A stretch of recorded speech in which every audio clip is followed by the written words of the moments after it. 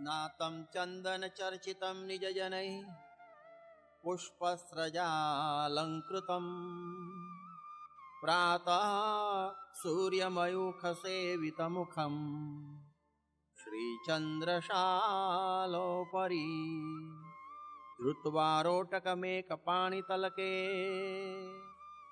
भङ्क्त्वान हस्तेन तं भुञ्जानं प्रविलोक्य सेवकगणान् वन्दे सदा स्वामिनम्।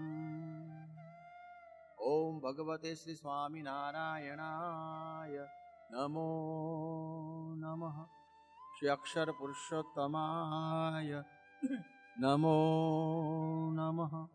श्री प्रमुख स्वामी महाराजाय नमो नमः। चलो चले हम अक्षरधाम, स्वामीनारायण अक्षरधाम। अक्षरधाम तरफ निशान राखीने शूरवीरो गुरुनी सहायथी विघ्नोने पार करता कुछ करी रह्या छे। आपणे जोयुं के अक्षरधामनुं निशान लेवुं एमां काम क्रोधादिक एवा महा मोटा शत्रुओ छे, परंतु जेना पक्षनी अंदर भगवान अने संत छे ए बधा विघ्नो पार करी जाय छे। त्यार पछी आपणे घेर बैठा अक्षरधामनी वात सांभळी अने त्यार पछी આપણે ઉપાસનાની દ્રષ્ટિએ એક નિશાન અક્ષરધામ કેવી રીતે સમજવું એ નરનારાયણ દેવની પ્રતિષ્ઠાના પ્રસંગથી સાંભળ્યું। અને પછી મહારાજને આ જે પ્રતિષ્ઠા પછી જે 84 ને બધું કરવામાં આવેલું અને એને પ્રવૃત્તિને લઈને જે પ્રવૃત્તિનો મંદવાડ થયેલો એની આપણે સમીક્ષા કરતા હતા। આપણે વારે વારે વાત કરીએ છીએ કે શ્રી હરિ તો પૂર્ણ પુરુષોત્તમ નારાયણ છે, એને અનંત કોટી બ્રહ્માંડો ની વિસાત નથી, તો આટલી નાની પ્રવૃત્તિની એમને બધી શું બધું એનાથી વિક્ષેપ થાય। પરંતુ આપણા માટે આપણે જે આ સંસારની અંદર પ્રવૃત્તિ માર્ગમાં કેવા વિક્ષેપ પામી જઈએ છીએ અને એમાંથી આપણે જો શાંતિ મેળવી હોય તો મહારાજે અક્ષીર ઉપાય આપણને બતાવ્યો કે કાંકરીએ ગયા નહોતા અને મેળો ભરાયો નહોતો। આ એક મોટામાં મોટો ઉપાય। અને એક બીજી વાત આપણે એની અંદર સાંભળી કે જે બી મહારાજની મરજી, જે ગમે જગત ગુરુદેવ જગદીશ ને તે તણો ખરખરો કોક કરવો। આ બે વસ્તુ આપણે સમજવાની, એટલે એક સમજણ છે ને એક સાંખ્ય છે, બંને સાથે ચાલે છે। એક વખતે એક ફકીર ચાલ્યો જતો હતો અને રસ્તામાં એક દોરડું મળ્યું એટલે ખભે નાખ્યું, પછી મસ્તીમાં ચાલતો હતો, દોરડું પડી ગયું, ખબર ના રહી અને એકાદ કિલોમીટર દૂર ગયા પછી ખ્યાલ આવ્યો દોરડું ક્યાં ગયું, એનાથી કોઈ પડી ગયું લાગે છે, એને તો લાવ હું પાછો જાઉં। પછી એને વિચાર આવ્યો કે પાછો જો ને મેં જેમ ઉપાડી દીધું એમ કોઈ પાછળવાળાએ કે આ બાજુથી જનારાએ કંઈ ઉપાડીને ચાલતો થયો હોય તો મને ક્યાં હાથમાં આવશે। પછી એને મન વાળ્યું કે મુજે રસા પાયા નહોતા, ચાલો આગળ જઈએ।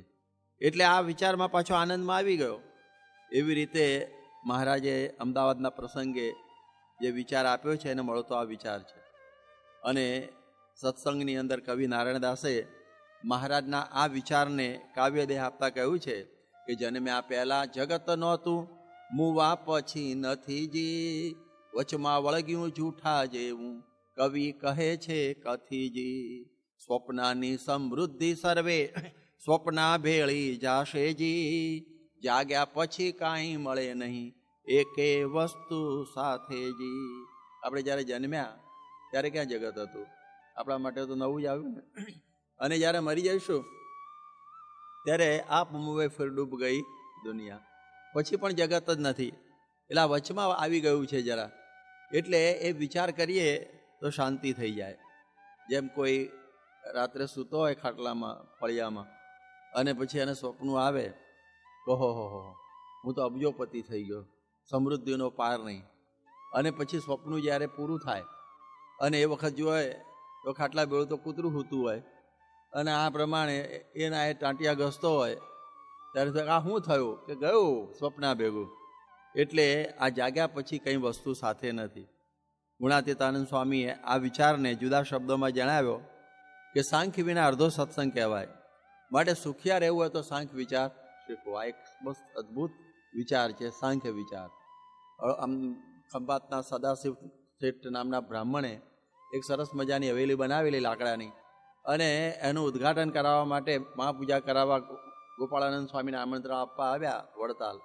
એ વખત આવી પારાયણ ચાલતી હતી. તે સ્વામી કહ્યું કે સદાશિવ અઠવાડિયું રોકાવ ને પછી જઈશું, મુહૂર્તે પછી ઈચ્છા અમે. એ કંઈક ભલે.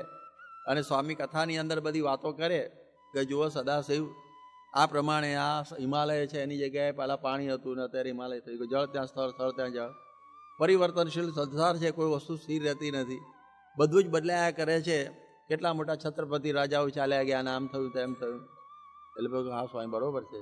હવેલીઓ ક્યાં રહેવાની છે કે બરોબર, તમારી એ ક્યારે છે એની આ તો જરા ધક્કો લાગે. હવેલીઓ બરોબર છે, મારી હવેલી એમ રોજ આ કથા આની આ જ ચાલે. ત્યાં બધું નાશવંત છે, કશું કંઈ રહેવાનું નથી, અને આ બધું મૂકીને જવાનું છે. આવી રોજની રોજ કથાઓ ચાલ્યા કરે. અને 5-7 દિવસ થયા, 5 દિવસ થયા, ત્યાં કાગળ આવે ને દીકરાનો કે ભાઈ સદાશિવ શેઠ કારો ગોપાળાનંદ સ્વામી કે મારા બાપાને કહેજો કે આપણી હવેલી કોઈ અદાવતી હળગાઈ દીધી છે, આવવાની ઉતાવળ કરે નહીં. અને પછી સ્વામી કથા પછી આ કાગળ આપ્યો અને એકદમ ઊંડા ઉતરી ગયા. અને પછી થોડુંક સ્વામી તે મને તમે જુઓ, આ તમે મને 5-6 દિવસથી તમે મારી પાછળ મંડ્યા, હવેલી નાશવંત છે. એટલે અડધી તો વાતોથી બાળેલી અને અડધી સાચી બળી. પણ જો આ કથા ના થઈ હોત ને તો હું ભેગો હાર્ટ એટેકમાં ઉપડી જાતો. એટલે જો આ સાંખ્યની કથા સાંભળીને તો પછી એને ફાયદો થયો કે આ તો બધું જવાનું જ, કશું સ્થિર રહેતું નથી. એક વેપારી હતો, 7 વાણ ભરી અને 12 વર્ષે જાવા સુમાત્રાથી કમાઈને કાઠિયાવાડમાં આવતો હતો. પછી જરા બંદર નજીક આવ્યું એટલે એક હોડી ઉતારી વાણમાંથી, અને એમાં બેસીને કે આગળ સમાચાર આપવા જાઉં 2-3 કિલોમીટરથી. એટલે હોડીમાં આવી ગયો અને કહ્યું કે મારા વાણો આવે છે. અને એ વખતે કોણ સાયક્લોન આવ્યું કોણ જાણે, અને 7 વાણ ડૂબી ગયા. પછી એમ થયું જો થઈને માથે, પણ હોશિયાર હતો, એને તો સર સલામત તો પકડ્યા બહોત, હું તો બચી ગયો. અને એમ સમજ્યું કે આપણે જાવા મંદિર ગયા નહોતા, અહીંને અહીં જ હતા 12 વર્ષથી, અહીંયા જ હતા. જો આ વિચાર આવ્યો ને તો બચી ગયો. જો આ વિચાર ના આવ્યો તો એ સીધો આપઘાત કરીને મરી જાત. એટલા માટે યાદ રાખવાનું કે ચડતી અને પડતી એ તો એક જીવનનો ક્રમ છે. એક સરખા દિવસ સુખના કોઈના જાતા નથી. ગમે તેવો હોય ને, એક સરખું ચાલે ને યુનિફોર્મ નેક્સ્ટ ઇમ્પોસિબલ. એક સરખું જીવનમાં કોઈનું સરખું ચાલવાનું જ નહીં. એટલે આ ક્રમ છે. એટલે આ જે શેમાં સાંખ્ય વિચાર, આ ક્રમની અંદર એક સાંખ્ય વિચાર, મેં કહું ને એને જેવી મહારાજની મરજી. એટલે સાંખ્ય અને સમજણ બે ભેળી કરીએ ને તો શાંતિ રહી જાય. ગોચાસણવાળા કાશીદાસે કારિયાણીના 7ના વચનાવતમાં શ્રીજી મહારાજનો પ્રશ્ન પૂછ્યો કે બધા તમે જેમ ગૃહસ્થ આશ્રમી છો ને એ બધા પ્રવૃત્તિ માર્ગને અનુસર્યા છો અને એને સંસારની અનંત વિટમણા વળગેલી છે. માટે ગૃહસ્થાશ્રમી કેમ સમજ્યો તો એને ભગવાનમાં અખંડ વૃત્તિ રે. બહુ અઘરું છે. તમે અહીં બેઠા પણ કેટલા કામો ઠેલીને બેઠા છો તમે. આમ આ ઓફિસનું કામ છે, ઘરનું કામ છે, દુકાનનું કામ છે, કોઈને મળવાનું, સોશિયલ, બીજું ત્રીજું, હજારો કામો છોડીને તમે બેઠા છો. અમે સમજીએ છીએ. તો અખંડ વૃત્તિ કેવી રીતે રહે? તો શ્રીજી મહારાજે તો જોરદાર ઉત્તર આપી દીધો. એમણે કહ્યું કે અનેક જન્મના સગાવાલા ભૂલાઈ ગયા છે, એમ આ જન્મના સગાવાલામાંથી પ્રીતિ તોડીને ભગવાનમાં પ્રીતિ કરીને સાધુનો સમાગમ રાખે તો અખંડ વૃત્તિ રહે. આ ઉત્તર સાંભળ્યો ને તો જો સગાવાલાની સાથે હંમેશા રહેનારા ગૃહસ્થો બધા ગભરાઈ ગયા કે આપણો સગાવાલા બાજુમાં બેઠા છે, ઘેર છે, બીજા છે, ત્રીજા છે, અને આ તો તોડવાની જ વાત કરે છે, કેવી રીતે આ બધું ફાવે? એ બધા ગભરાઈ ગયા. ઉત્તર બહુ કઠણ પડ્યો.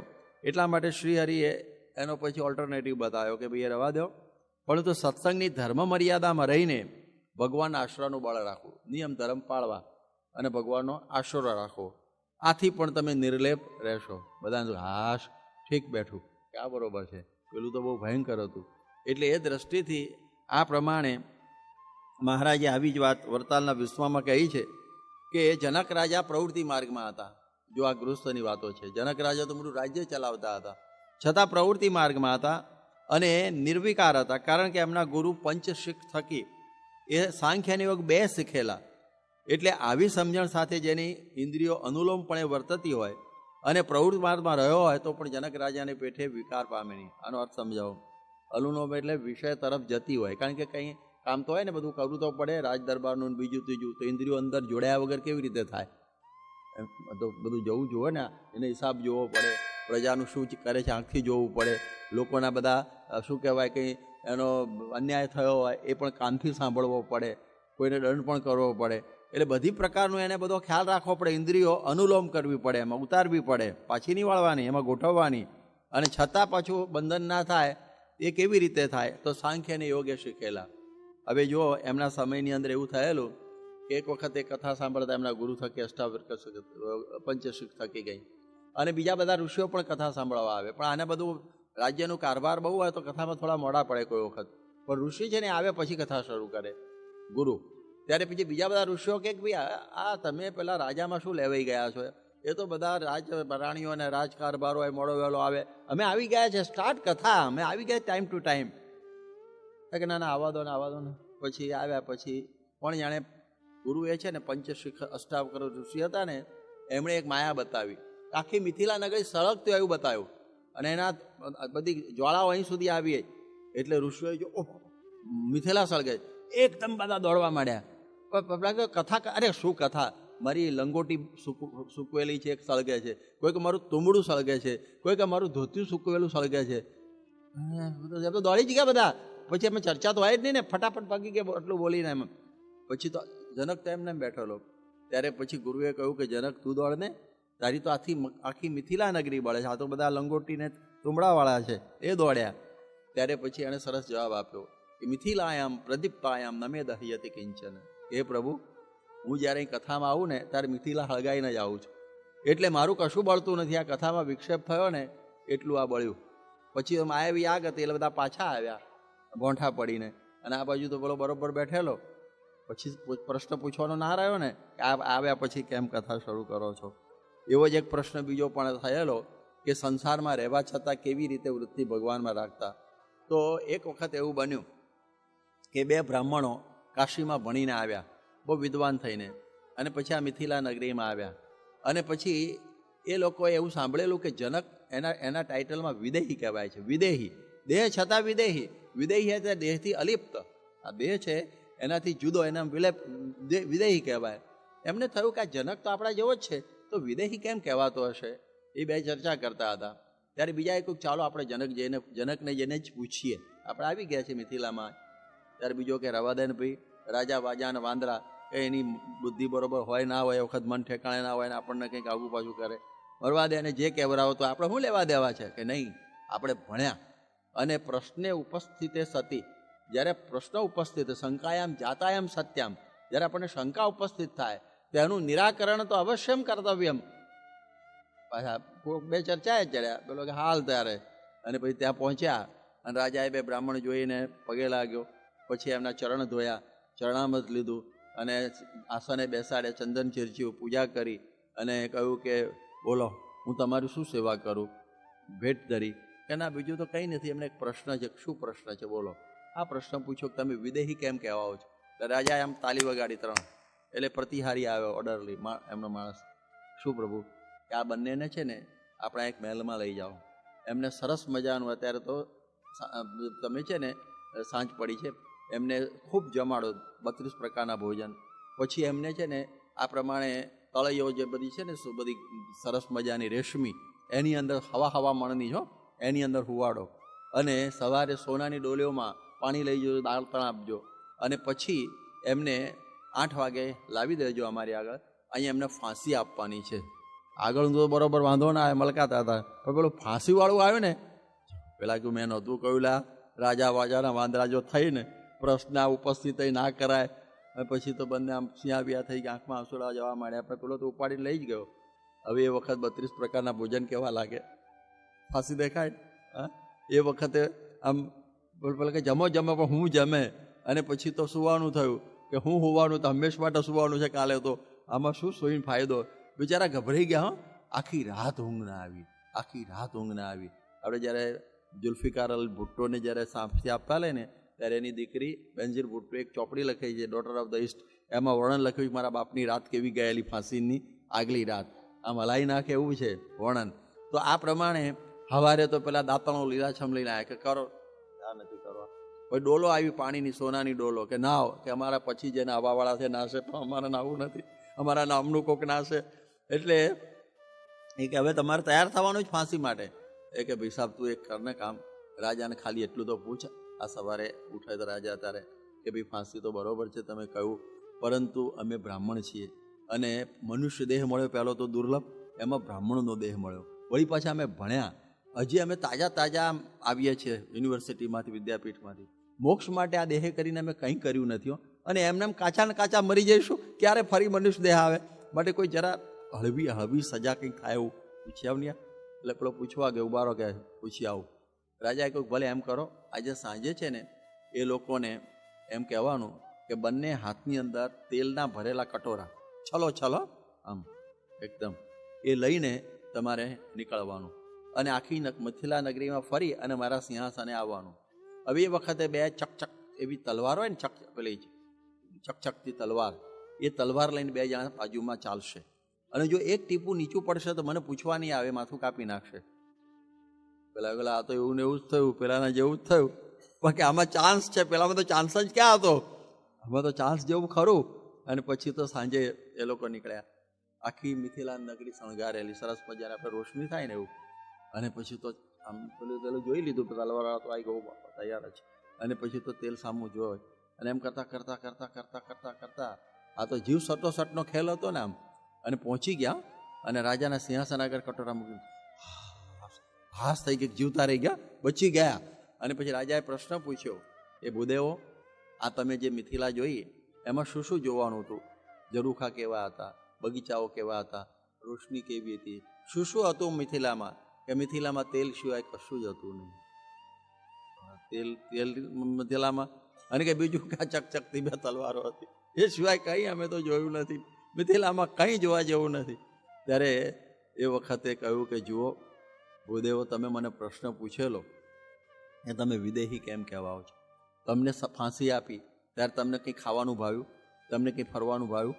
અત્યારે કંઈ જોવાનું ગમ્યું કે ના? એવી રીતે હું 24 કલાક એમ સમજું છું કે કાળ મારા માથે લટકી રહેલી છે, કાળની તલવાર. હા, મારા માથે કાળની તલવાર લટકી રહી છે, ગમે ત્યારે આ દેહ પડી જશે. કયું વચનામૃત છે? અંત્યનું 30મું. આ ઘડી અને આ ક્ષણે મરી જવાનું છે, ક્ષણનો પણ વિલંબ જણાતો નથી. અંત્યનું 30મું વચનામૃત.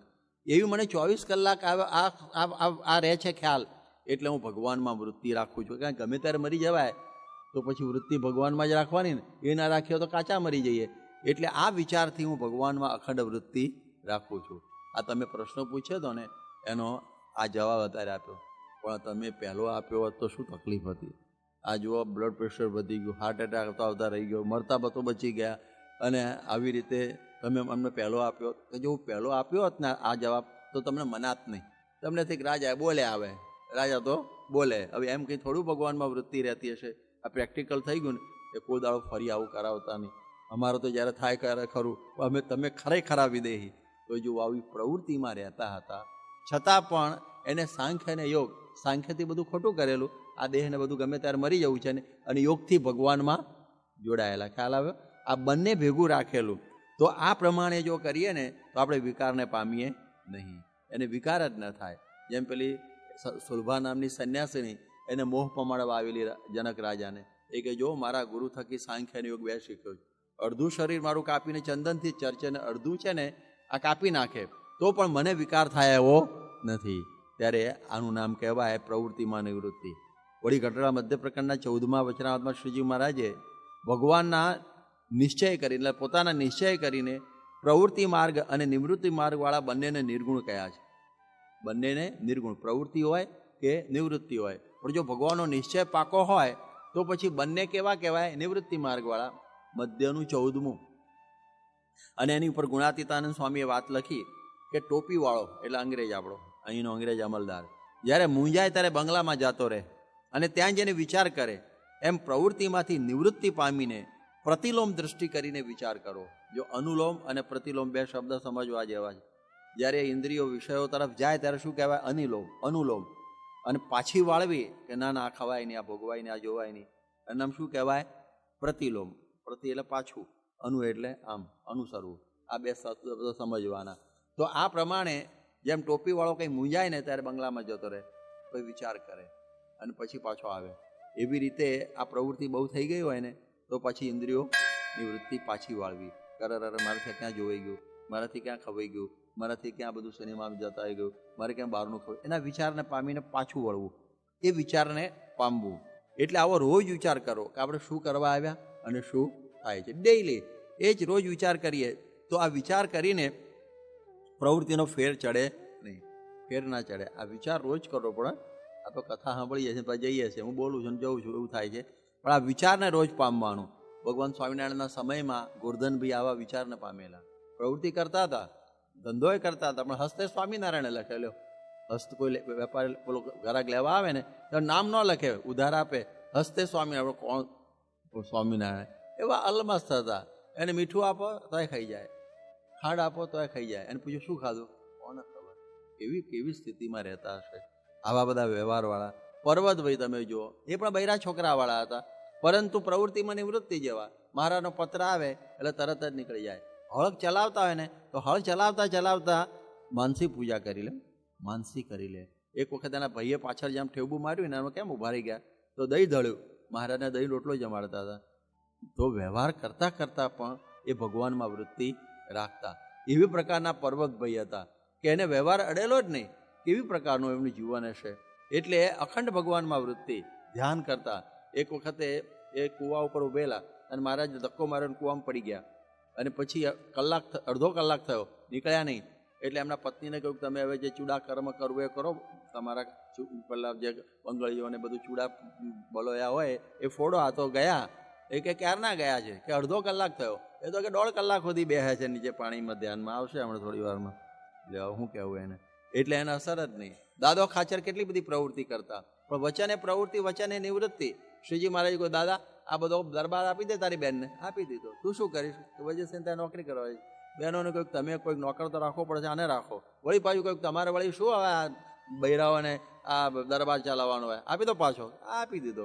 જેમ પેલો કઠપુટલી આમ કરે ને પેલા, આમ પેલા સમયમાં પેલા કરતા હતા, આમ નચાવે, દોરીથી બાંધેલી હોય ને કઠપુટલી, એમ મહારાજ એને નચાવે તો એ કશું નહીં. તો જુઓ, એને વ્યવહારમાં હતા છતાં પણ વ્યવહાર એને અડેલો નહીં. કેટલું બધું એને એવું હતા સંસારમાં, પણ મહારાજના વચને કરતા. અને મહારાજને વારંવાર કહે રાજી રહેજો, રાજી રહેજો. એક વખત મહારાજ કથા કરતા હતા ચૈત્ર મહિનામાં, અને દાદા ખાચરને બોલાવ્યા, અહીંયા આવો. એમના હમણાં કંઈ કામ હશે. શું પ્રભુ? બૈરા છોકરા લઈને દરબારગઢ છોડીને ચાલતા થાવ. લો, મહેમાન મહારાજ આ ગરદણી એને કાઢી મૂકવાનું. અને એ તો પછી એમના પત્નીને સાથ કર્યો જસુબાને. રસુબાના મનમાં કે કંઈક મહેમાનો વધ્યા હશે એટલે જમવા માટે કંઈક સૂચના, એ કે આપણા દીકરો બાવો ખાચર છે ને લઈ આપણે નીકળી જવાનું છે, મહારાજની આજ્ઞા છે આવી.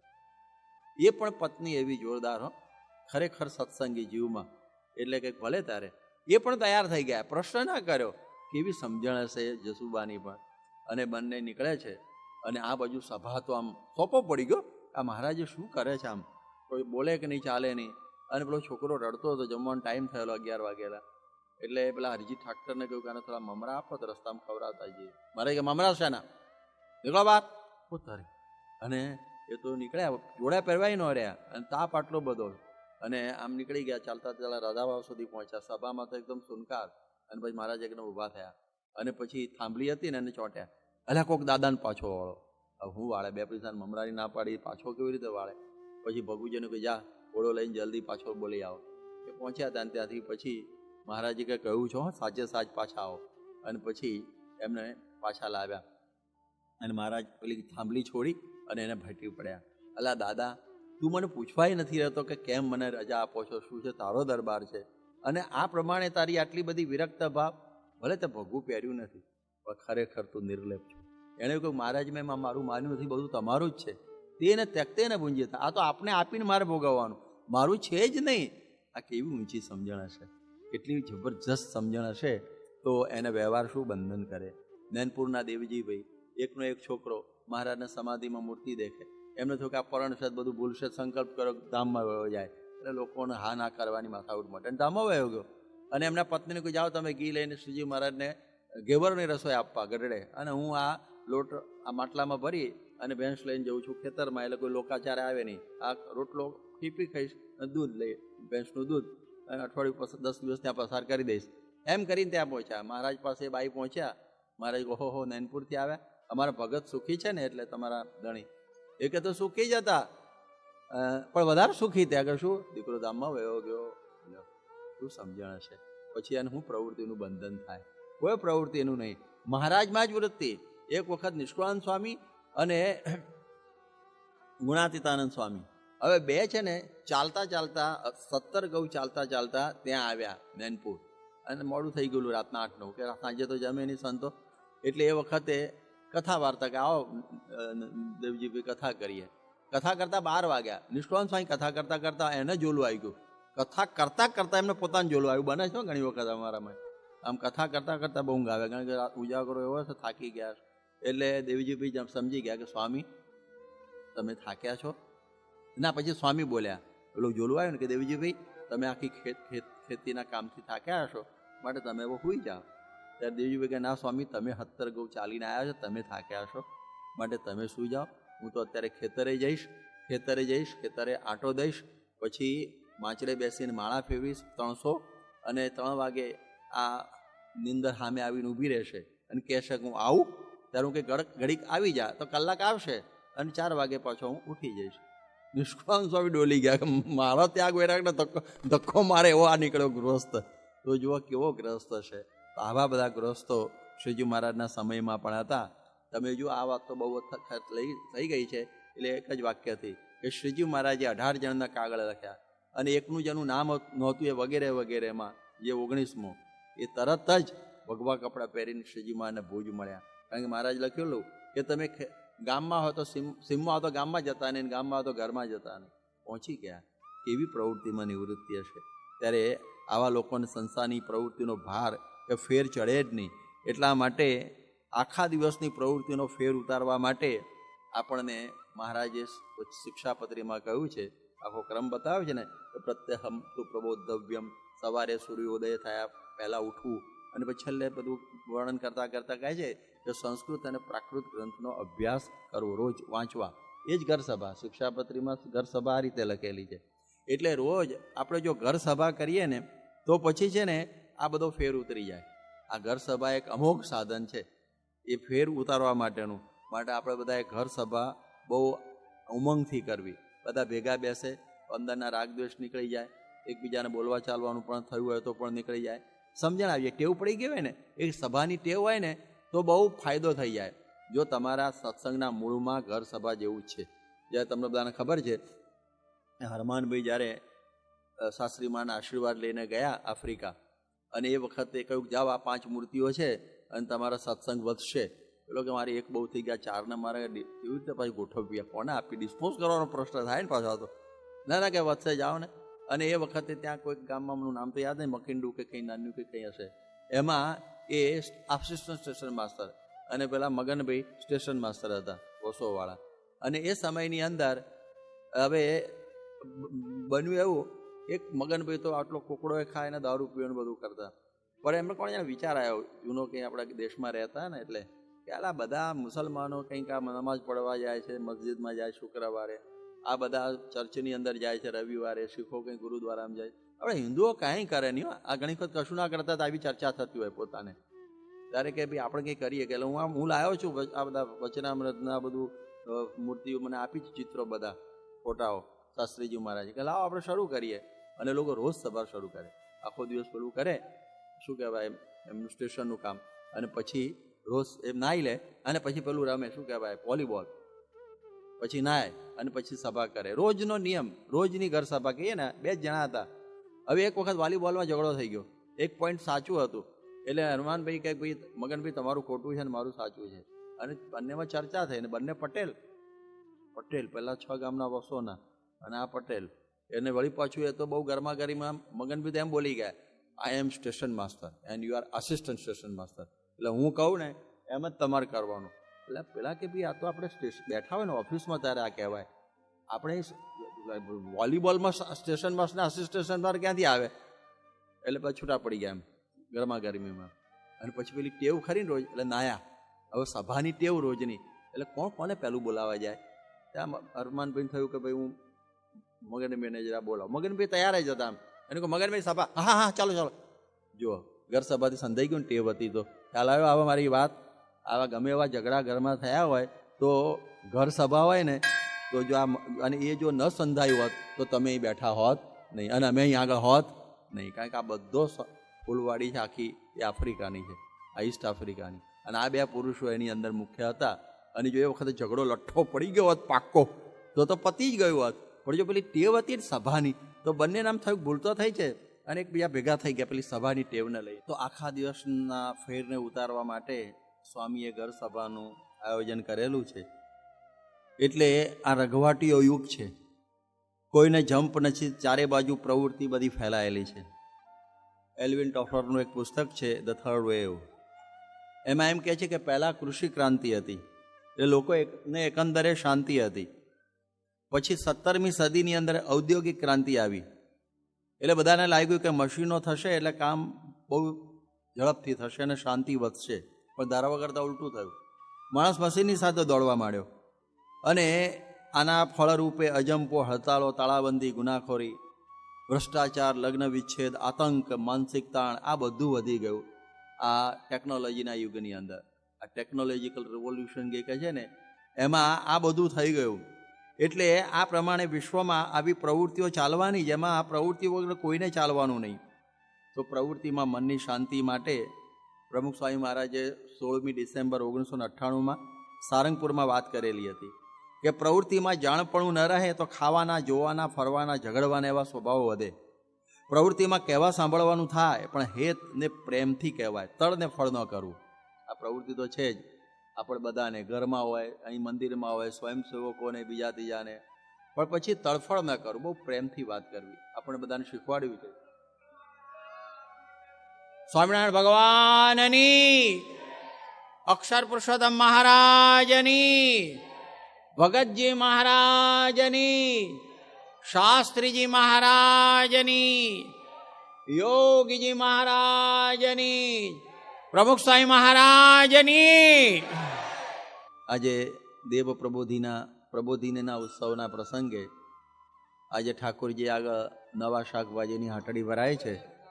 તે પૂજ્ય સ્વામીશ્રી ઠાકોરજી આગળ એની આરતી ઉતારીને હવે આપણી સભામાં આ પ્રસંગે આવેલા છે. એની પ્રાસંગિક વાત પાછળથી કરીશું, પણ અત્યારે આ ચાલુ વાત છે એને આપણે આગળ ચલાવીએ. તો આપણે જોયું પ્રમુખ સ્વામી મહારાજે કહ્યું કે પ્રવૃત્તિની અંદર જો જાણપણું ના રહે ને તો પછી સ્વભાવો વધી જાય.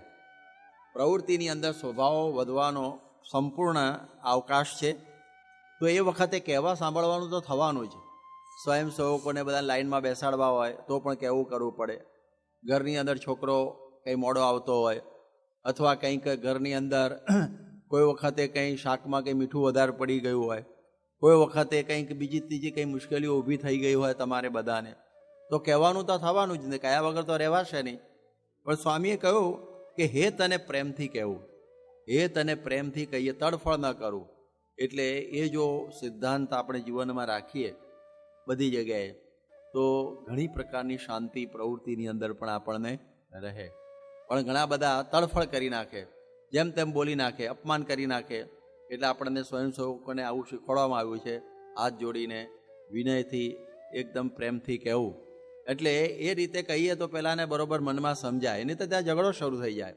એટલે પ્રવૃત્તિમાં સ્વભાવો બધા વધવાનો આ પૂરો અવકાશ છે. એટલા માટે એ પ્રવૃત્તિની અંદર આપણે આવી એક શાંતિ રાખવાની. અંદર અથડામણ થાય, બીજું ત્રીજું થવાનું, પણ એમાં સ્વભાવો ઘસાવાના. આપણે જેમ મેં કહેલું ને કે જેમ અકીકના પથ્થરોની પોલિશ કરવાની હોય ત્યારે માટલાની અંદર રેતી નાખેલી હોય અને પછી એમાં ખરબચડા અકીકના પથ્થર નાખી અને પછી હલાવ્યા કરવાનું. એ હલાવ્યા કરે અને પછી એમાં એકબીજા બધા અથડાય અને અથડાતા એમાં પછી પોલિશ થઈ જાય. પણ જો બહાર નીકળી જાય તો પછી એવા ને એવા રહી જાય. પૂજ્ય પ્રમુખ સ્વામી મહારાજ જે વાત કરે છે એ એમણે નજરે જોયેલું છે.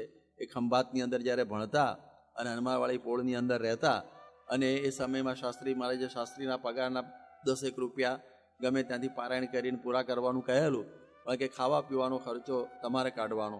એટલે ગામમાં અને આજુબાજુના ગામોમાં તારાપુર, નારપંડોળીને બધે પેલી જોડી માગી અને અમાસના દિવસ કે રજાના દિવસે પૂરું કરતા. ત્યારે આ બધા ઉદ્યોગો ઘરે ઘરે હોય, ગૃહ ઉદ્યોગ એટલે રોજ જોતા. એટલે આ વાત પણ સમજવાની કે આ જે માટલું છે એ સત્સંગ છે, એમાં જે રેતી છે પ્રવૃત્તિ છે, અને ખરબચડા પથ્થરો આપણે છીએ, હલાવનાર પૂજ્ય સ્વામીશ્રી છે, અથવા એમના બધા પ્રતિનિધિ સ્વયંસેવકો છે. એટલે એ પ્રમાણે એ બધું હલાવ્યા કરે, અને બધાનું અથડામણ થવાની જ, અને એમાં જો હરખા રહીએ તો પછી લીસા થઈ જઈએ, અને જો બહાર નીકળી જઈએ તો એવા ને એવા રહીએ. એટલે એ રીતે હેતથી પ્રેમથી અથડામણની અંદર પણ જો રાખીએ તો પછી વાંધો ના આવે. પ્રમુખ સ્વામીની જો આ સોનેરી શિખામણ જો આખું વિશ્વ જો અપનાવે ને તો પ્રવૃત્તિનો ફેર પણ ન ચડે, હળવાશ પણ રહે અને શાંતિ પણ રહે. 1991ની અંદર BAPS સ્વામિનારાયણ સંસ્થાના ઉપક્રમે અમેરિકામાં જે ભારતીય સાંસ્કૃતિક મહોત્સવ થયેલો CFI, અને એ વખત મહોત્સવ ચાલતો હતો, અને ત્યાં મિડલસેક્સ કાઉન્ટી કોલેજની 200 એકરની ધરતી ઉપર બહુ મોટો મહાલ ઊભો થઈ ગયેલો, અને મહિનાથી લાખો માણસો તેનો લાભ લેતા. આખો વખત પ્રવૃત્તિ ચાલ્યા કરે, અને એ વખતે આમાં ગમે તેવો હોય ને એ ગાંગો થઈ જાય. પરંતુ આ મહોત્સવની અંદર પ્રોફેસર પોલ કોર્ટરાઇટ, અત્યારે એનું નામ થોડું વિવાદાસ્પદ છે, પણ એ વખતે સવારના 9 વાગ્યાને આવી ગયેલા પ્રોફેસર પોલ કોર્ટરાઇટ. અને પછી અમે બધું જોયું, અને પછી સાંજે સ્વામીને મળ્યા, અને સ્વામીનો બહુ મહિમા એમને એ વખત, અને બોલ્યા કે આટલી બધી પ્રવૃત્તિમાં સ્વામીનું શાંત ચિત્ત જોઈને મને એમ લાગે છે કે વિશ્વમાં શાંતિ પ્રમુખ સ્વામી થકી પ્રવર્તશે. તો દરેકને આ એક અનુભવ થાય છે. અમે જો હમણાં અમે મદ્રાસ ચેન્નાઈમાં હતા, ત્યારે એમાં એક હિન્દુ ધર્મના બહુ જ મોટા રામગોપાલ કરીને એક સજ્જન હતા ત્યાંના મદ્રાસી. એમણે કહ્યું કે મેં હજી અક્ષરધામ દિલ્હી જોયું નથી, પરંતુ મેં ત્યાં સ્વામીશ્રીનું આખો જે સીડી જોઈ, DVD, અને જો આટલા બધા પ્રેસિડેન્ટ છે, પછી એની અંદર ચીફ મિનિસ્ટર છે, કેટલા મનુષ્યો છે, અને કેટલી બધી પ્રવૃત્તિ ચાલે છે, પણ સ્વામીના મોઢા ઉપર મેં વિડીયોની અંદર એકદમ શાંતિ જોઈ. ત્યારે લાગ્યું કે આ કેવું, કે આ જાદુ છે આ સ્વામીની મેનેજમેન્ટનો. આવું તો બધા હમણાં પણ એક ભાઈની વાત સાંભળી, તો દરેકને આ એક જાદુ લાગી જાય છે. તો આ પ્રમાણે આવી રીતે જોઈએ કે શ્રીજી મહારાજે આજે વિચાર આપ્યો કયો, કાંકરીએ ગયા નહોતા અને મેળો ભરાયો નહોતો. એનું જો મૂર્તિમાન સ્વરૂપ, આ વિચારનું પણ મૂર્તિમાન સ્વરૂપ, વિચારનું મૂર્તિમાન સ્વરૂપ પ્રમુખ સ્વામી મહારાજ. એટલે આપણે પણ તેવા થવાનું છે. એટલે આ વાત આપણે સમજવાની.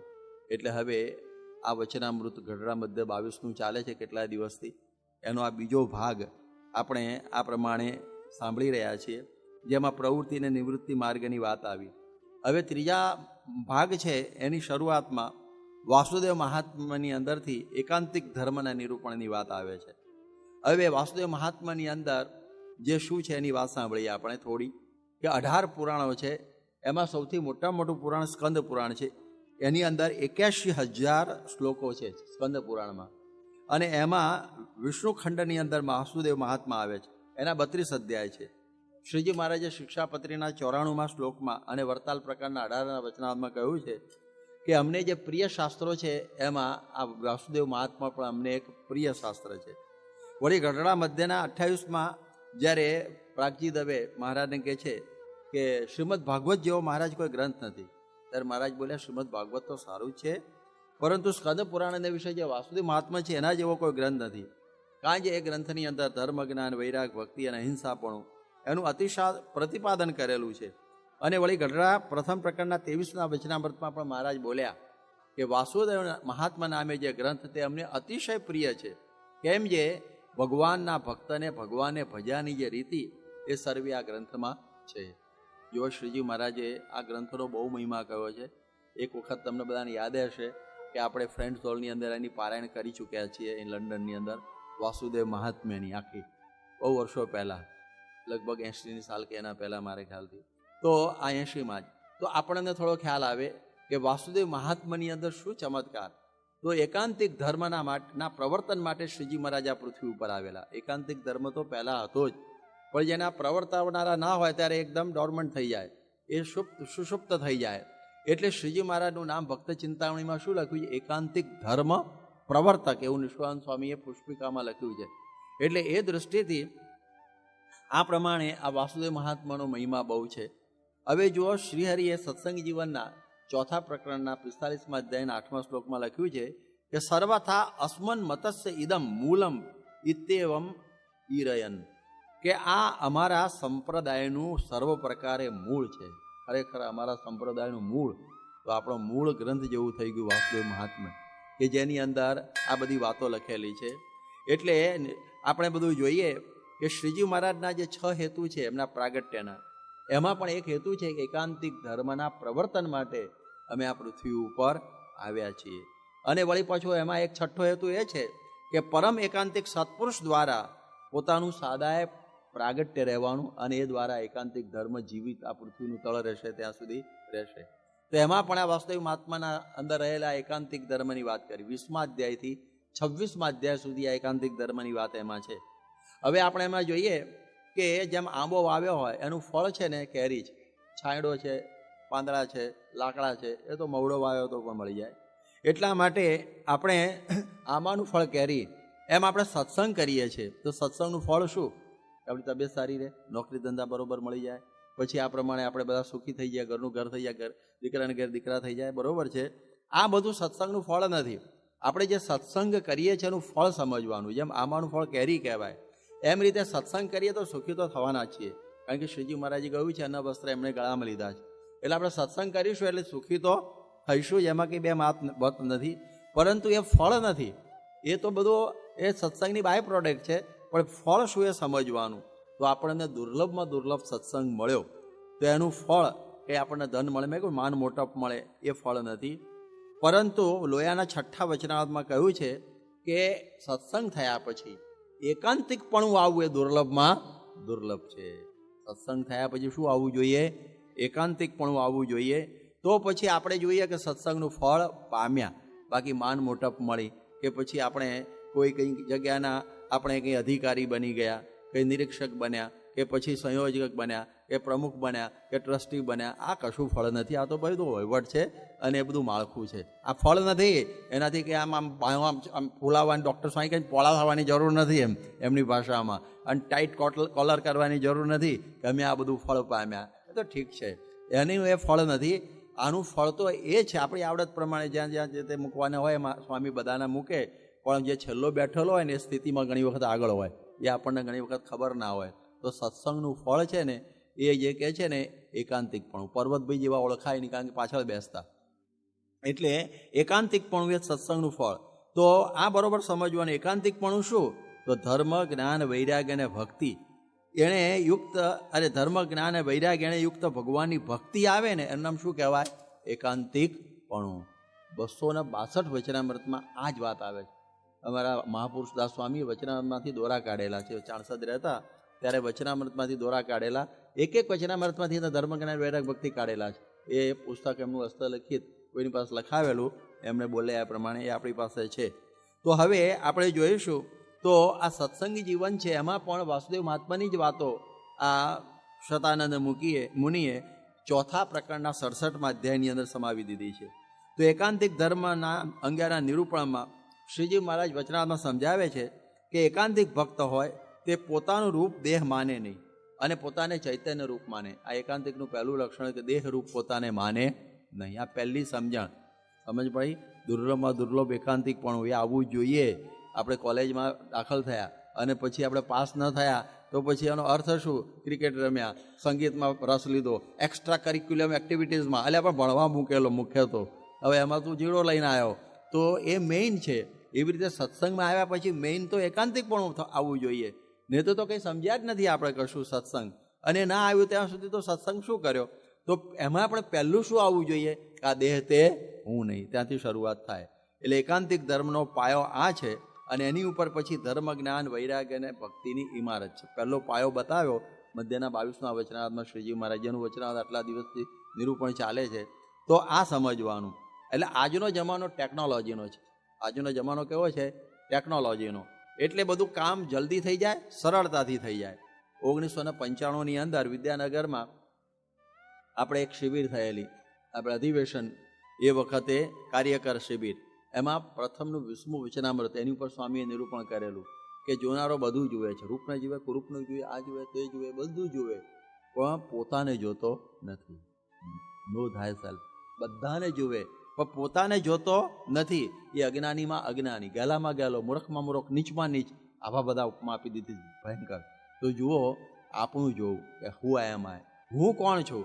આ રમણ મહર્ષિ એમાંથી જ એ વિચારમાં બહુ ઊંડા ઉતરી ગયેલા કે હું એમ આય, કે હું કોણ છું એ વિચાર કરવો જોઈએ. બધું જોઈએ છે પણ પોતાને જોતો નથી, માટે દેહથી પોતાનો આત્મા જુદો માનવો. પ્રમુખ સ્વામી કે આ અમારી ટેકનોલોજી છે. આ ટેકનોલોજીથી કામ બહુ જલ્દી થઈ જાય અને સ્પીડમાં પણ થઈ, સરળતાથી સ્મૂધલી થઈ જાય. સ્પીડ અને સ્મૂથનેસ બે ભેગું આવે. 1986ની અંદર આપણા બધા સંતો આખું દુનિયામાં 13 દેશોમાં ગયેલા. શાના માટે? ટેકનોલોજી જોવા માટે. કારણ કે આપણે ગાંધીનગરમાં અક્ષરધામ કરવું હતું તો મહંત સ્વામીને એમની ટીમ બધી, ઈશ્વરચરણ સ્વામીને, શ્રીજી સ્વરૂપ સ્વામીને બધાએ આખું બધું 13 દેશો ફરેલા અને બધી ટેકનોલોજી ખૂબ જોઈ અને પછી બોચાસણમાં આવ્યા. અને એ વખતે બધી ટેકનોલોજીની વાતો કરતા હતા ત્યારે પ્રમુખ સ્વામીએ ખાલી આટલી વાત કરી, બરાબર તમે બધી ટેકનોલોજી બધી જોઈ ના આવ્યા, બધું બરાબર છે, પણ અમારી ટેકનોલોજી બહુ જુદી છે. શું? આ દેહથી આત્મા જુદો છે. હાલો, સિમ્પલ ટેકનોલોજીવાળા કે આટલી નાની આ ટેકનોલોજી, અને વાત તો બહુ સરળ છે સ્વામીની, સહેલી નથી. અરે બહુ આમ બહુ ભલું નથી, કારણ કે આ ટેકનોલોજી ના હોય ને તો શું થાય, કંઈ અપમાન થઈ જાય તો સત્સંગ મૂકીને જતા રહીએ. મને આવું કર્યું.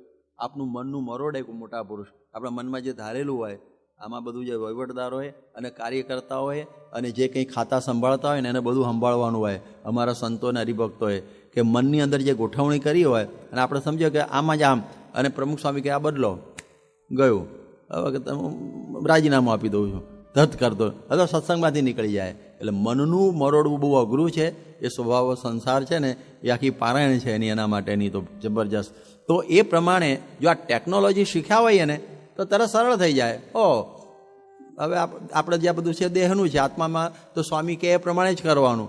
તો એ રીતે આખે બચી જઈએ. આપણે હનકોપ છે ને, હોલેન્ડથી આવે, એ પહેલી વખત આવેલા ત્યારે અમને વાત કરતા હતા કે અમે આવ્યા પહેલી વખતને સ્વામીથી પ્રભાવિત થઈને પાછા જતા હતા ત્યારે સહારાના રણ તરફ એ બાજુ કંઈ જતા હશે, મોટર બગડી. હું મારો ભાઈ કે પોલ કોપ બે ભેગા હતા. હવે મોટર બગડી થોડી, પણ સારું થયું કે અમે ડ્રાઈવરની સાથે મેં મિકેનિઝમ પણ શીખેલા. તો તરત થોડો ફેરફાર કરી નાખ્યો આમાં, મોટર ચાલુ થઈ ગઈ. કારણ કે એ વચ્ચે કંઈ પેટ્રોલ પંપ કે એવું મળ્યું નહોતું, પણ થોડું આમ કર્યું, ચાલુ થઈ ગયું. પછી અમને એને સરસ વાત કરી કે જુઓ, આપણે બધા આપણા જીવનના ડ્રાઈવર છીએ પણ મિકેનિક નથી. ડ્રાઈવરની સાથે હંમેશા મિકેનિક થવું જોઈએ ભેગું થોડું. નહીં તો શું, ગાડી બગડી હોય અને કશું ના મળે તો ભૂખે તરસે મરી જાય ત્યાં લેવા દેવા. આટલું જ ફેરવવાનું હોય, થોડું ગાડી ચાલુ થઈ જાય. એવી રીતે આપણે જીવન ચલાવીએ છીએ, પણ આ ટેકનોલોજી સ્વામી આપેલી ને એ શીખી લેવા જેવી. થોડું કંઈ બોલી ગયું, કંઈક જમવા મોડું થયું, કોઈ આપણને ઉઠાડ્યા, કોઈક આમ થયું હશે, આ બધું દેહને કહે છે, આત્માને ક્યાં લાગે છે. એ જો ટેકનોલોજી હોય ને તો આપણે સત્સંગમાંથી પડી ના જઈએ. આ એકાંતિક ધર્મનો પાયો, આ કહેવાય બેઝ. આ બેઝ યાદ રાખવાનો. આ જો બેઝ ના હોય તો મુશ્કેલી બધી જબરજસ્ત પડી જાય. જેટલા માટે નરસિંહ મહેતાએ કહ્યું કે જ્યાં સુધી દેહને હું કરી માનશે, જ્યાં લગી આ દેહને હું કરી માનશે ત્યાં લગી સાધના સર્વ જૂઠી, બધી સાધના ખોટી. આપણી જે સત્સંગ સ્કૂલ છે ને, આપણી સત્સંગ સ્કૂલ, એનો પહેલો કિન્ડરગાર્ટનનો પાયો શું છે? આ દેહ તે હું નહીં. આપણે આ સત્સંગ સ્કૂલ છે આપણી, આપણે બધા સ્કૂલમાં જ બેઠા છીએ, આખી કોલેજ યુનિવર્સિટી જે ગણો હોય એમાં પહેલો લેસન કયો છે? આ દેહ તે હું નહીં. હવે અહીંથી જ શરૂ થાય છે આપણું જ્ઞાન. આ જ્ઞાનની શરૂઆત જ અહીંથી થાય છે. અને આ જ્યાં સુધી ના આવડ્યું પછી એ તમે ઇગ્નોર કર્યું અને પછી બીજું ઘણું બધું શીખવા જાવ ને, પણ પાયો કાચો હોય ને તો ઇમારત પડી જાય કે નહીં? પાયો કાચો હોય તો ઇમારત પડી જાય, એવું બને.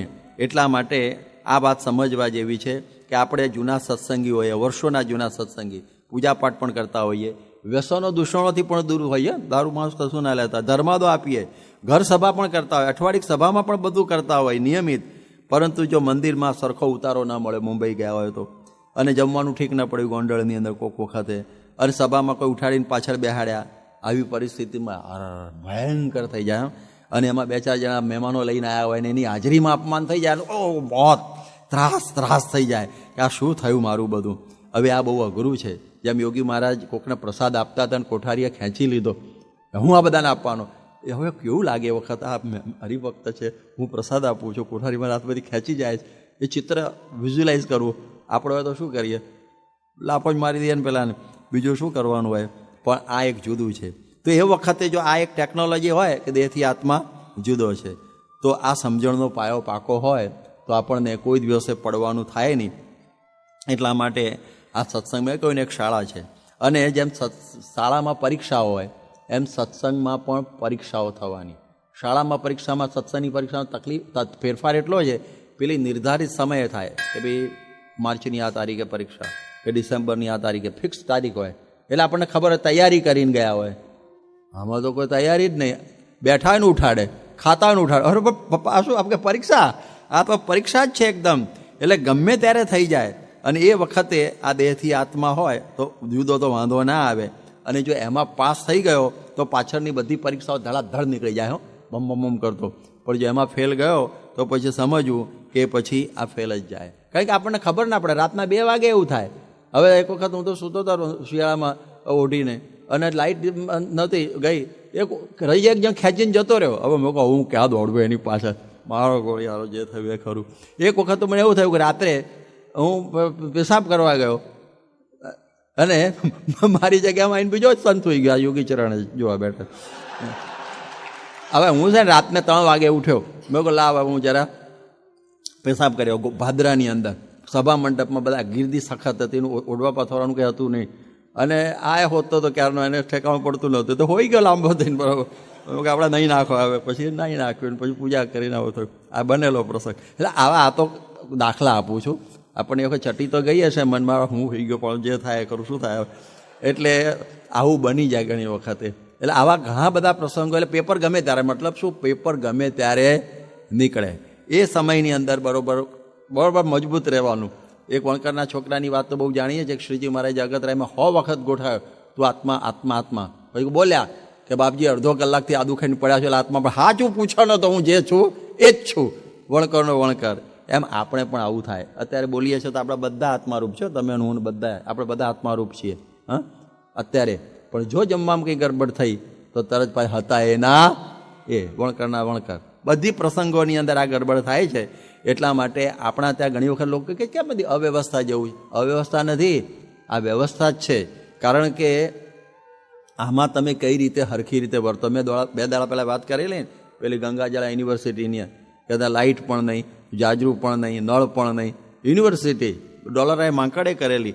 એ કે કેમ કે આ ગ્રામસેવક યુનિવર્સિટી છે, એ જશે ને ત્યારે જ્યાં એમને કામ કરવાનું છે, અહીં કશું જ નહીં હોય. અત્યારથી પ્રેક્ટિસ. ગામમાં બધું જ છે પણ અમારા કેમ્પસમાં કંઈ નથી. તો એવી રીતે આપણા ત્યાં જરા ગડબડ જેવું લાગતું હોય તો ગડબડ નહીં સમજવાની. હો બોલો લે આઈને સામે બેસી ગયો, એ બેહાડ્યો. સ્વામીએ પ્રેરણા કરીને એને બેહાડ્યો છે કે એ વખત તમારા મનમાં કેવા બધા સ્પંદનો થાય છે એ જોવા માટે એને બેહાડ્યો છે. તમારી થાળી ખેંચી લીધી પહેલાં. એ શા માટે? કે સ્વામીએ જે રૂપે આવીને ખેંચી છે સ્વયંસેવક દ્વારા, કે તમને એક થાળી ખેંચી ત્યારે તમારા મનમાં એ વખત શું ભાવ થયો. આ પહેલો પાઠ. એટલે આ પાઠ છે ને બહુ સહેલો નથી, વેરી વેરી ડિફિકલ્ટ. 47 વર્ષથી અમે લોકો પણ એની પાછળ પડ્યા છીએ, પણ અતિ કઠણમાં કઠણ થઈ જાય છે. જો શ્રીજી મહારાજના પરમહંસોની વાતો કરું કે એ લોકો બધી પરીક્ષામાં પાસ થઈ ગયા.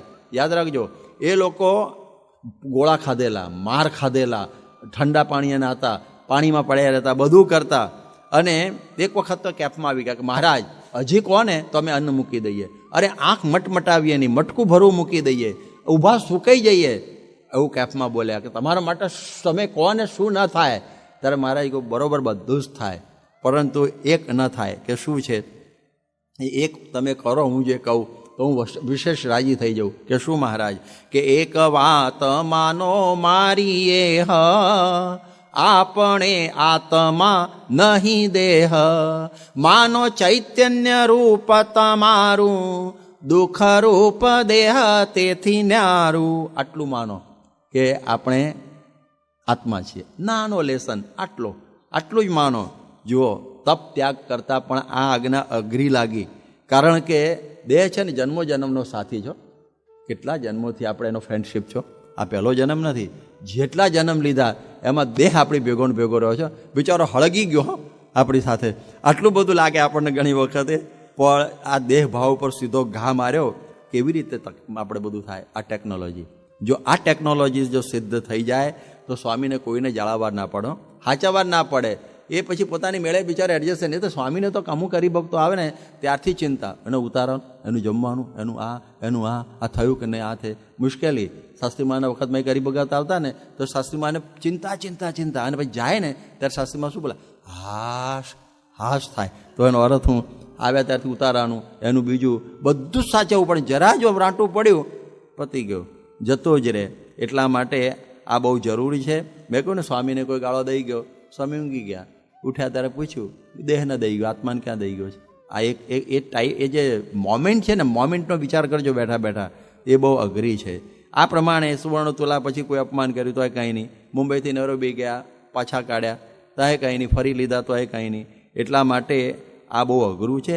પોતે તો સાક્ષાત બ્રહ્મ છે, એટલે એમને કશું થાય નહીં. એટલે એ સ્થિતિ આપણે કેળવવાની છે. એ સ્થિતિ જો આપણે કેળવીએ ને તો આપણે પણ એમના જેવા નિર્લેપ રહી શકીએ. એ બરોબર સમજવાનું છે. એક નાની વાત કરીને પૂરું કરું, પછી આપણે આવતીકાલે એને આગળ જઈશું. કે એક વખત ગુણાતીતાનંદ સ્વામી ભાદરાની અંદર હતા, અને પછી ખેતરે જાય ને તો એક કૂવો છે બાજુમાં. એ કૂવામાં લીલ બહુ, હજી પણ છે લીલ કેટલી બધી. તેમાં પછી પથરા નાખે એટલે લીલ છૂટી પડી જાય. છોકરાઓ પથરા નાખે ને, લીલ છૂટી પડી જાય. પછી પાછા આવે ને 2 કલાક પછી ખેતરમાં, તો લીલ ભેગી થઈ ગઈ. તમે મોજ આમ ઓટોમેટિક એનો સ્વભાવ છે, જોજો ભેગી થઈ જાય. એની ઉપરથી સ્વામી વાત કરી. જો અત્યારે બધી કથા વાર્તા કરી છે, આપણી લીલ છૂટી પડી ગયો છે. આપણે બધા દેહથી આત્મા જુદા જ છીએ. આપણે બધા સ્થિતિમાં પામી ગયા છે, પણ પછી ઝઘડો બગડો થાય કંઈ તો પાછું ભેગું થઈ જાય. તો ભેગું ન થાય એ ટેકનોલોજી શીખવી જોઈએ. આત્મારૂપ માનો તો ઠેકાણું નહીં પડે. કેવળ આત્મા કરશો ને તો દેહના આત્મા કોઈક વખત ભેગા થઈ જશે. એટલા માટે શિક્ષાપત્રીમાં શું લખ્યું? નિજાત્માનમ બ્રહ્મરૂપમ. 3 દેહથી વિરક્ત એવો જે પોતાનો આત્મા, એને બ્રહ્મરૂપ માનવો. આ એક નવું ઉમેર્યું. આગળ રાખજો, આત્મા અને બ્રહ્મનો ફેરફાર. ખાલી આત્મામાં તો ભેગું થઈ જાય, એ તો ભેગું જ થઈ જવાનું. ગમે ત્યારે માનો તો દેહના આત્મા. જેમ છે ને જરાસંધ, એ વાત લાંબી છે પણ ટૂંકમાં, કે જ્યારે પાંડવ રાજસુ યજ્ઞ કરતા હતા, જ્યારે જરાસંઘને જીતવાનો હતો, ત્યારે કૃષ્ણ અને અર્જુન અને ભીમ ગયા અને એની પાસે ગદા યુદ્ધની ભિક્ષા માગી. અને પેલો સ્પોર્ટ્સમેન સ્પિરિટવાળો હતો કે ચાલો, અને એની પોતાની ગદા આપી, લો આ બધી ગદાઓ છે, પસંદ કરો. અને પછી ભીમને બને લડે, ભયંકર લડે બે. પણ પેલો જીતાય એવો નહીં. એટલે પછી કૃષ્ણ ભગવાને કે આ તો મારી નાખે એવો છો, આપણા રથસુ યજ્ઞ બંધ થઈ જાય એવું છે. એ કે હવે તું એક બાજુ એમ કર, એના 2 ટાંગા પકડીને ચીરી નાખજે. પણ કે આવું તો આઉટ ઓફ રૂલ, કુસ્તીમાં આવું ના હોય, તો મારી નાખશે. હું કહું છું એમ કરને. તેણે તો 2 ટાંકા પકડીને પેલા ચીરી નાખ્યો, અને 1 સેકન્ડની અંદર ભેગા થઈ ગયા 2 ફાડિયા. અને પેલો તો પછી એકદમ ગરમ લાગે, જોવો તો દગો કર્યો, એવો મારે ભીમને. ઓ બાપા, પછી ભીમને કહ્યું, કૃષ્ણ ભગવાન તમે મને તો માર ખવડાવ્યો આવે. એ કે કાલે ફરી કે મરી જવાનું ફરીથી. પછી એ લોકો રાત્રે પૂરું થાય ને તો હારે જમે બધા, એવું ટાઈપનું યુદ્ધ હતું. અને પછી કહે છે કે જો આવું કેમ થયું, કે જન્મ્યો ત્યારે 2 પાર્ટમાં જન્મેલો. એ જન્મ્યો ત્યારે 2 પાર્ટમાં, અને જરા નામની દાસી એને સાંધી દીધેલો, એટલે એનું નામ જરાસંધ પડ્યું. પણ કે આવતીકાલે છે ને તું એ જ્યારે આમ જુદવું પાડી દે ને, પછી વચ્ચે એક શંકરનું લિંગ કરી દેજે. અને પછી આવાયામી સાપ્યામી શંકર એમ બોલી જાય ને. પણ સોપારીમાં નહીં ભગવાન બહાર દેતા તરત ને તરત, પછી પાછા લઈ લે, પછી બોલી જાય. એટલે એણે કર્યું ને તો 2 ફાડિયા ભેગા ના થયા, પછી પતી ગયો. એટલે એનો અર્થ શું થયો, કે આપણે દેહના આત્માના 2 ફાડિયા જુદા કર્યા, બરોબર, પછી ભેગા થઈ જાય છે. કોઈ બોલી જાય, કોઈ અપમાન કરે, અમે હું બોલ્યો, એ ભેગા ના થાય તો વચ્ચે લિંગ બનાવી દેવું શિવનું. મતલબ શું, કે વચ્ચે આપણે માનવાનું કે 3 દેહથી વિરક્ત એવું આત્મા, એને બ્રહ્મરૂપ માનવાનું. શું માનવાનું? આ જો નવું ઉમેર્યું, બ્રહ્મરૂપ. બ્રહ્મનાઇઝ કરવાનો, બ્રહ્મમાં જબોળી દેવાનો. પછી કોઈ દિવસ ભેગું થાય નહીં. એટલા માટે નિજાત્માનમ બ્રહ્મરૂપમ. પોતાના આત્માને શું કરવાનો? દેહથી જુદો માનીને બ્રહ્મરૂપ માનવાનો. અને પછી બ્રહ્મરૂપ થઈને ભગવાનની ભક્તિ કરીએ, પછી ગમે એવું અપમાન થાય, તિરસ્કાર થાય, કોઈ દાડો વાંધો આવે નહીં. પરમનન્ટ થઈ જાય. આ પરમનન્ટ સિમેન્ટિંગ થઈ ગયું. જેમ કહે છે કે જેમ કીટ મટી થાય ભમરી, તેને કીટ કહે નહીં કોઈ સમાગમ સંતનો. ફૂટી પાંખ માંડી ભમરી ઉડવા, ઈયળ ઉડવા, એને મળતા ભમરીનો સંગ ગુરુ એવા કીજીએ. એવા ગુરુ આપણને મળે કે જે આપણને ભૂચરમાંથી ખેચર કરે. પેલી ઈયળ નીચે ચાલતી હોય, ભમરી ઉડવા માંડે નીચેથી ઉપર. એવી રીતે આપણા પૃથ્વીના ભાવથી જ ઉપર જતા રહીએ, માન અપમાન લાગે ક્યાંથી? એટલે એ સ્થિતિ ગુરુ થકી થાય છે. આ એકાંતિક ધર્મનો પાયો વિશેષ આપણે આવતીકાલે આગળ ચલાવી કહીશું. સ્વામિનારાયણ ભગવાનની